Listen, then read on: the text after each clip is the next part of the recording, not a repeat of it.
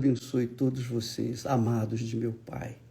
Graças a Deus por estarmos juntos neste momento e meditarmos na palavra de Deus, né? A palavra de Deus é espírito e verdade. Quando a gente bebe da palavra de Deus, a gente bebe do espírito da verdade, a gente bebe do espírito de Deus, da verdade. Então, isso sempre tem que trazer para nós soluções, resultados, benefícios. Então, quando nós estudamos a palavra de Deus, nós aprendemos com o que aconteceu no passado com homens de fé, homens que eram de fé e que, por alguma razão, caíram. Então, a queda deles, Deus registrou, está escrito, para que a gente venha se autoavaliar.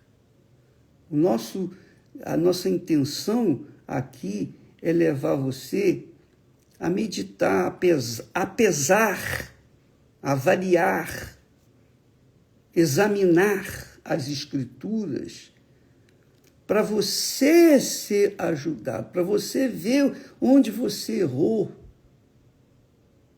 Você, eu, todos nós, onde nós erramos, onde nós falhamos. Não é para nos condenar, nada disso. É para que nós venhamos ser salvos. É o nosso interesse levar a palavra de Deus para salvar a sua alma. Assim como salvou e tem salvo a minha alma. Então, muitas pessoas alegam assim, bispo, eu sei que há muita gente falando que o senhor saiu da sua igreja, da sua primeira igreja. O senhor saiu de lá também. E por que saiu? Muitas pessoas não conhecem a nossa história. Eu não saí porque quis sair da minha igreja, que eu gostava muito, que se desviou do caminho depois. Eu não saí porque eu queria sair. Eu saí porque não me aceitaram, me rejeitaram. Isso mesmo. Só para você ter ideia, o bispo da minha igreja, ele não queria nem ser o padrinho de casamento da minha esposa. Ele não queria. Ele achava um absurdo o meu casamento, a Esther casar-se comigo. Porque ele não acreditava em mim, de jeito nenhum. Eu não vou falar o nome dele porque não fica bem, mas era um homem inteligente, era um homem sábio, era um bispo. Os demais pastores, ou outros que estavam na liderança, não acreditavam em mim. E sabe o que acontecia comigo? E eu cheguei a falar para eles isso. Eu falei, ô bispo, junto com a Esther, um dia nós fomos conversar com ele. Eu falei, olha, ô bispo, eu queria falar o seguinte, poxa, eu não aceito, puxa vida, entrar na presença de Deus aqui, ir no altar, adorar a Deus, e ao mesmo tempo, dentro de mim, uma revolta enorme queimava no meu peito, porque eu achava, poxa, isso não é justo. Deus não está sendo, o senhor não está sendo justo, porque meia dúzia de gatos pingados está aqui na tua presença, eu posso entrar na tua presença. Tinha até um hino, tem um hino que fala, posso entrar no santo lugar, etc. Então, como que eu posso entrar no santo lugar e adorar o Senhor, sabendo que lá fora tem milhões e bilhões de pessoas que não conhecem a ti? Eu não aceito isso, eu ficava revoltado. E eu saía eu saía, quando nós saíamos da igreja, da reunião nas quartas-feiras, porque nós éramos fiéis, quartas e domingos, nós saíamos revoltados. Eu saía revoltado. A Esté não. A Esté vinha cantando. E eu ficava revoltado, dirigindo o carro, mas revoltado. Por quê? Porque eles não quiseram me dar uma chance de levar a palavra de Deus às pessoas lá fora. Eles se preocupavam com as pessoas de dentro, não com as pessoas que estavam lá fora. Então, quando eles, não foi só um bispo, não, foram vários, eles falaram, quando eles não aceitaram, eu falei, então eu vou sair. Eu vou sair. Porque se a Esté quiser ficar, falei até para eles na frente dela, ela pode ficar, não faço questão não, ela pode ficar, mas eu vou sair, eu vou correr atrás de almas. Porque eu não recebi o Espírito Santo para falar em línguas. Eu não recebi o Espírito Santo para sentir o gozo da presença de Deus. Não! O Espírito Santo veio para mim, para que eu pudesse dar para outras pessoas. Eu bebi da água da vida para que outras pessoas também pudessem beber. Então eu vou sair. E eu saí da minha igreja porque eu tinha sede de almas. Eu queria ganhar almas. E graças a Deus, Deus honrou a nossa saída. Graças a Deus, porque nós saímos para começar a ganhar almas. E aí nasceu a Igreja Universal do Reino de Deus.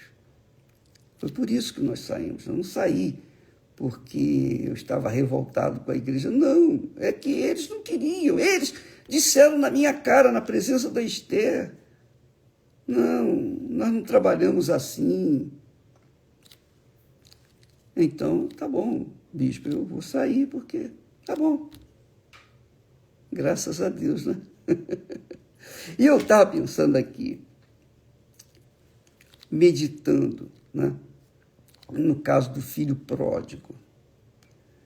Olha só, gente, eu não quero aqui tecer comentários contra aqueles que saíram ou que estão para sair. Eu sei que muitos vão sair, vão continuar saindo, mas os lugares, seus respectivos lugares, não vão ficar vazios, muito pelo contrário.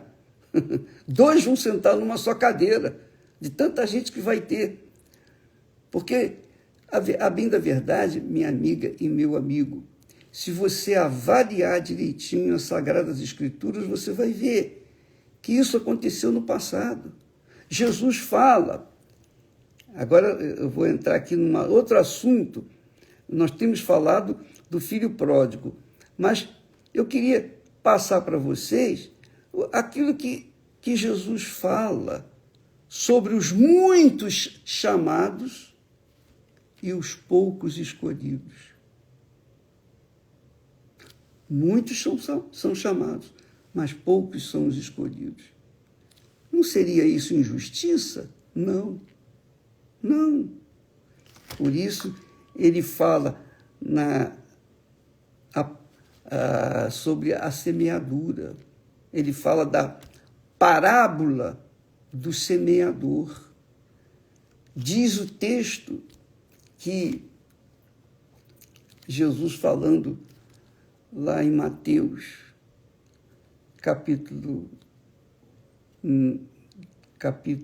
13, versículo 19, ele diz assim, ouvindo alguém a palavra do reino, o reino de Deus, e não a entendendo, vem o maligno e arrebata o que foi semeado no seu coração. Este é o que foi semeado junto ao caminho. Então, 4 sementes, só uma foi escolhida. 4 sementes. Uma semente caiu à beira do caminho, a outra caiu ou foi semeada entre os pedregais, a outra semente entre os espinhos. Mas apenas 25%, um quarto da semente, um quarto das pessoas, essa é a minha matemática, um quarto das pessoas que vêm até nós permanecem. 3/4, que é a maioria, vão embora. Isso sempre aconteceu. Isso é a matemática da semeadura, a matemática da salvação. Muitos são chamados, poucos são os escolhidos. Então, o filho pródigo, ele passou pela prova dos 9. Deus conhecia o coração dele, Deus sabia que ele iria voltar, Deus sabia que ele iria ser fiel, ele era humilde em espírito. Então, porque ele foi humilde em espírito, é óbvio que ele foi salvo. Ele foi salvo. E as pessoas, os 3/4 de pessoas que não são salvas, falta a humildade, falta o reconhecimento, porque quando Jesus fala, bem-aventurados os humildes em espírito, bem-aventurados são os humildes em espírito. Ele está tratando aqui de pessoas que reconhecem os seus erros, suas faltas, suas falhas, e confessam. E Deus dá chance para que isso aconteça. É isso aí. Se a pessoa não se humilha por livre, espontânea vontade, por humildade, ela vai ter que se humilhar pela dor. No caso do jovem rico, do filho pródigo, ele estava bem de vida, ele estava orgulhoso, pedante, porque ele tinha condições. E agora recebera a metade dos bens que seriam dele como herança, ele foi viver uma vida abastada, uma vida longe do pai, da família, da casa, para viver uma vida em liberdade. Quando a pessoa sai, por exemplo, na Igreja Universal do Reino de Deus, quando eles saem, pastores que saem, bispos que saem, esposas, etc., que saem, eles não saem por falta de alguma coisa, não. Eles não saem pelo motivo que eu saí, não. Eles são sustentados, a igreja paga o aluguel, a igreja dá todas as condições para o pastor sobreviver, viver uma vida digna. Mas eles saem porque eles querem ser senhores, eles não querem ser servos. Eles não querem ser servos, eles querem ser servidos. Essa é a realidade. Eu não gosto de julgar, mas a verdade tem que ser dita. Então, essas pessoas saem porque ou por um motivo ou por outro, seja lá qual for o motivo que eles saíram, eles saem porque foram descartados. Eles fazem parte dos 3/4 de pessoas, 3 em cada 4 pessoas saem. Eles saem porque não passaram no teste, não foram humildes em espírito. É isso. Então, quando o jovem, o filho pródigo saiu de casa, rico, abastado,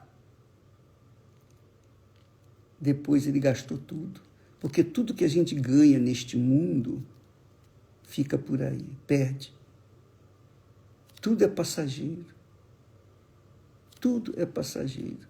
Nós vimos pregando o Evangelho há 62 anos que eu tenho pregado o Evangelho. 62 anos. Então eu vi muito disso dentro da minha antiga igreja, eu vi e vejo dentro da Igreja Universal. Infelizmente. Por quê? Porque eles não querem ser servos, eles não querem servir. Eles não abraçaram a causa do Senhor Jesus para serem servos, eles abraçaram a causa para serem senhores. O que eu posso fazer? A porta que está aberta para a entrada está aberta para a saída. Ninguém é obrigado. A igreja dá todas as condições. O que eu não tive, porque ninguém me bancou, ninguém me sustentou, ninguém investiu em mim, ninguém acreditava em mim. Eu fui desacreditado. Você que está me ouvindo nesse momento, que é uma pessoa nula neste mundo, para a sua família, para a sociedade, para todos, eu fui assim. Lembra que o apóstolo Paulo fala que Deus escolheu as coisas loucas do mundo, as coisas que não são nada, aqueles que ninguém quer, para envergonhar aqueles que se acham alguma coisa? Lembra? Pois é, eu fui uma dessas pessoas. E você que está me assistindo neste momento, se você é um dos 4 que foram escolhidos, então você pode ter certeza, Deus escolheu você para você testemunhar da ressurreição de Jesus por esse mundo afora. Então a Igreja Universal do Reino de Deus apoia, acredita, nós acreditamos nas pessoas. Claro, lembra que eu falei para vocês que, às vezes, quantos erros eu cometi, porque eu dei ouvidos à voz do coração, do sentimento. Eu achava que a pessoa era de Deus e o promovi no trabalho, na obra de Deus. E chegaram a ocupar posição relevante, a minha posição. Eu cheguei a deixar a minha posição de bispo principal com outros, mas eles não sustentaram, porque não foram escolhidos. Você sabia disso? Sabia? Pois é, você não sabe de muita coisa. E eu aqui não fico falando do que acontece, porque roupa suja se lava em casa. Então nós vimos isso e temos visto isso. Os que querem ser senhor vão perder.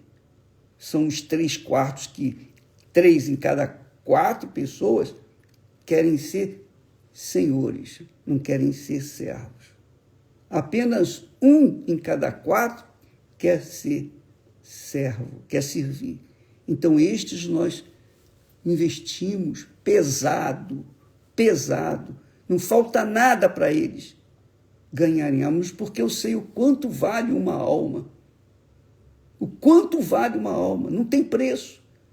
Para mim vale tudo que eu tiver, tudo que eu puder, tudo que eu tiver para investir, eu vou fazê-lo.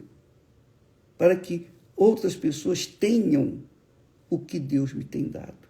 Eu só quero dar para vocês o que Ele me tem dado. Tudo que Ele me dá, eu passo para vocês. Agora, quem tem juízo, pega e aplica na sua vida. Quem não tem paciência, o que eu vou fazer? É uma questão de escolha, cada um faz a sua própria escolha. A salvação é uma questão de escolha. Não é que Deus, eu vou eleger aquele ali, sorteei aquele ali, aquele vai ser salvo. Não! Deus dá a chance para todos. Quando o filho pródigo chegou para o pai, pai, me dá meu direito que eu vou embora. O pai não argumentou, meu filho, não faça isso. Não, o pai deu. O pai atendeu. Ele foi. O pai sabia que ele iria se arrebentar e que iria voltar gemendo e que ele voltaria e ele seria bem recebido. Agora, o que o pai poderia fazer para manter aquele filho em casa? Nada. Era a vontade dele. Então, Deus respeita a nossa vontade, que é a vontade do coração. quando nós falamos do coração enganoso, cruel, perverso, pior do que todas as coisas, é o coração ingrato, sujo, imundo. Pois bem, amiga e amigo, esse é o coração do ser humano. Mas, quando ele é provado, ele vai ser aprovado ou desaprovado. Então, estes que saíram estão agora comendo o pão que o diabo amassou com o rabo. Essa é a verdade. E vai fazer o quê? Fazer nada. Eles que escolheram. Então você, amiga e amigo, preste muita atenção. A salvação é uma questão de escolha, de decisão que cada um de nós tem que tomar. Não é a questão do que sente ou deixa de sentir. Eu não sinto Deus, eu não vejo Deus, eu não toco em Deus, mas eu tenho certeza, e essa certeza não é uma coisa pessoal, eu agarrei, não, é o Espírito Santo que me deu, ele que nos dá essa fé, essa certeza, essa convicção, ele me deu para que eu pudesse usar, para que eu pudesse ser salvo, e pudesse também ajudar outras pessoas a serem salvas.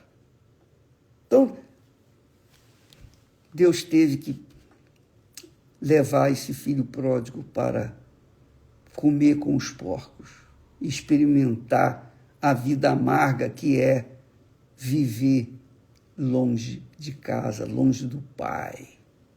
Longe do Pai. Mas ele disse, puxa, esse filho pródigo chegou ao ponto e disse assim, puxa, ele pensou, ele avaliou, ele raciocinou. Agora, o estômago dele estava doendo porque não tinha comer, não tinha nada para comer. Agora, ele estava dormindo com os porcos. Agora, ele estava passando necessidade mesmo. E Deus permitiu ele chegar no seu deserto para que ele caísse em si, pensasse, raciocinasse, e foi o que aconteceu. Porque ele disse para si mesmo, puxa, quantos trabalhadores de meu pai têm abundância de pão e eu aqui pereço de fome. Então levantar-me-ei e irei ter com o meu pai. Quer dizer, vai ter de volta com o pai. E dir-lhe-ei, pai, pequei contra o céu e perante ti. Já não sou digno de ser chamado teu filho. Olha só, ele sabia que não tinha dignidade para chamá-lo de pai. Faze-me como um dos teus empregados. Trata-me como um dos teus servos. Ele se humilhou, mas teve que descer no fundo do poço. E são esses que Deus resgata, os que estão no fundo do poço, gemendo.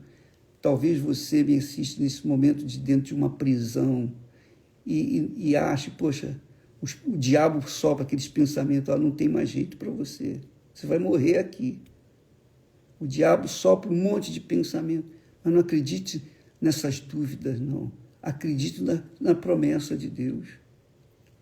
Deus fala para todos, esteja você numa prisão, num manicômio, num leprosário, num hospital, numa clínica, em casa, gemendo, numa cracolândia, não importa o que você fez ou deixou de fazer, o que você fez de errado, o que você deixou de fazer que era certo. O que importa é o seguinte, se você raciocina, pensa, e não fique olhando para o que sente ou deixa de sentir o seu coração. Olhe para aquilo que Deus prometeu. Mire-se nesse espelho das promessas de Deus. Creia nelas e volte-se para Ele. Quando o filho veio, o pai viu-o de longe e foi correndo abraçá-lo.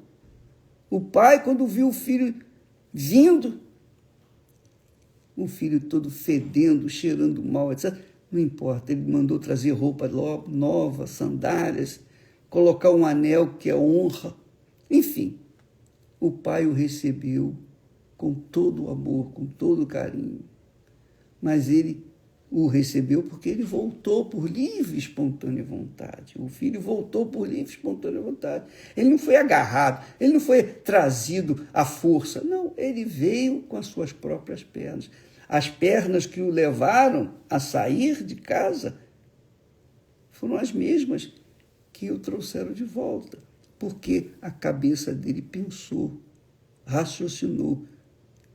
Ele não pensou com o coração, ele pensou com a cabeça. Quantos trabalhadores de meu pai têm pão a fartar e eu aqui passando fome? Minha amiga, meu amigo, nós vamos ter uma campanha de oração, de clamor, pelos que estão na situação do filho pródigo. Pelos filhos pródigos. Eu não sei quem é o filho pródigo. Com certeza, muitos estão aí nos assistindo, que fazem parte daqueles que são poucos chamados e escolhidos.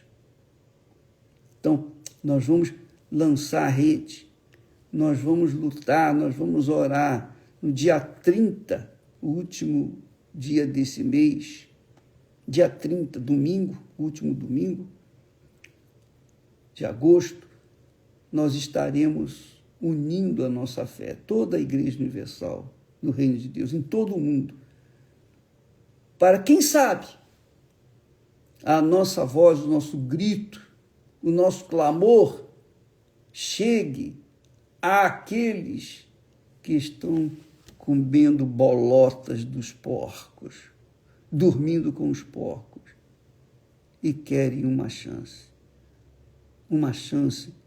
de se voltar para Deus. Não é para se voltar para ser pastor novamente, não, mas se voltar para Deus, para comer nas mãos de Deus. Nós vamos trabalhar para isso, por aqueles que querem voltar ao primeiro amor. Deus abençoe. Amanhã falaremos a respeito desse assunto, os muitos que são chamados e os poucos que são escolhidos. Deus abençoe e até lá em nome de Jesus. Amém.